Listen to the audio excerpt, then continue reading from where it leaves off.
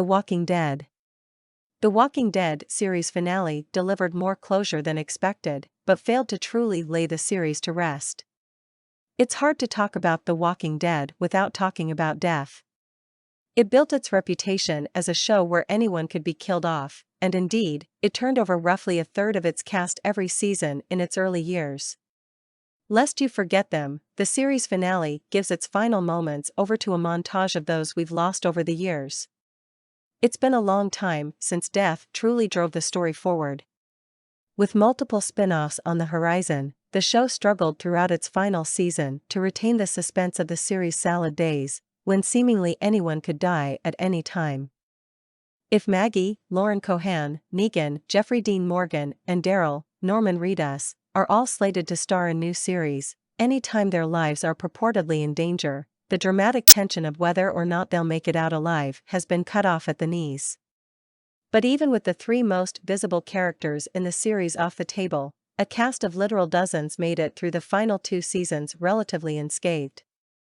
The show remained as violent as ever, but devoid of the actual sacrifice and pathos that violence would naturally stir up. Throughout The Walking Dead final season, new characters were introduced and developed just enough to serve as sacrificial lambs with a frequency that recalled old jokes about red shirt ensigns on Star Trek, but the series gave its audience no time to contemplate the mortality of these characters.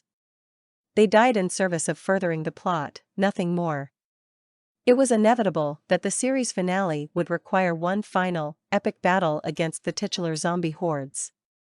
The Walking Dead was always at its best when it leaned into its comic book roots, after all, and to its credit, the episode delivers plenty of vivid, comics-worthy action, including several huge explosions and enough shots of tearing flesh and spurting blood to temporarily make vegetarians of us all. For all of the destruction, though, there was very little actual consequence. Rather than providing anything resembling true devastation, the finale gave us exactly one major character death. What's more, they provided it via the tried-and-true Walking Dead trope of a character seemingly escaping peril, only to dramatically lift their shirt to show the audience a stray zombie bite, then malinger for another half hour. While it's natural to want to give Rosita, Christian Serratos, a final send-off worthy of her long tenure on the series, she frankly deserved a more spectacular exit. Her final moments were bittersweet, but not nearly as much of a gut punch as they would have been had she died in the heat of battle like the badass she was for much of the series.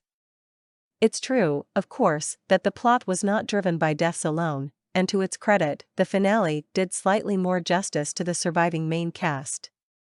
Several individual character moments, in fact, dug deep into the show's lore and rhymed beautifully with scenes from earlier seasons. Father Gabriel, Seth Gilliam, began his run on the series as a cowardly priest who'd shut his congregants out of his church at the dawn of the zombie apocalypse, when he risks his life to open gates and offer sanctuary to Commonwealth residents fleeing the hordes. It's a perfect full-circle moment. Similarly, Negan has evolved from the series' most bloodthirsty villain to a man who is finally able to offer true remorse for his actions. And Maggie's heartfelt response to his apology felt true to both characters' journeys. It's almost enough to believe that they'd be willing to embark on further adventures together. And, of course, they're slated to next year. The denouement is followed by a 10-minute coda that fast-forwards a year and recalls the epilogue to the 1998 Kevin Costner vehicle, The Postman, of all things, in which the community's new leader dedicates a memorial to the fallen and ushers in a new era of peace. This can't be unintentional. One character is even shown delivering mail. Eugene, Josh McDermott, has started a family. Ezekiel, Kari Payton, Mercer, Michael James Shaw, and Carol, Melissa McBride, have embraced leadership roles. Daryl roams the frontier in search of adventure. If it's not the most original place to leave the story, it's at least a happy one, and a deserved one. But we're not done yet. A second coda then attempts to give the fans what they truly wanted, the return of Rick, Andrew Lincoln, and Michonne, Denai Gurira. Unfortunately, what should be a moment of pure excitement is undercut by the fact that it is almost entirely unrelated to the events of the previous hour.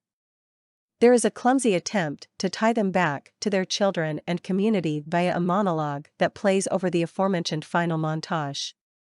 But most of Rick and Michonne's return is given over to what can only be described as a trailer for their own upcoming spin-off, as Rick surrenders on a beach to an unseen entity and Michonne saddles up a horse in pursuit.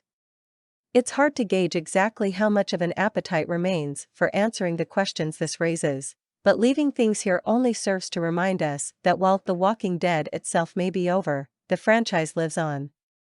Whether it thrives or merely shambles along as a shell of its former self remains to be seen. Please like, share, and subscribe my channel.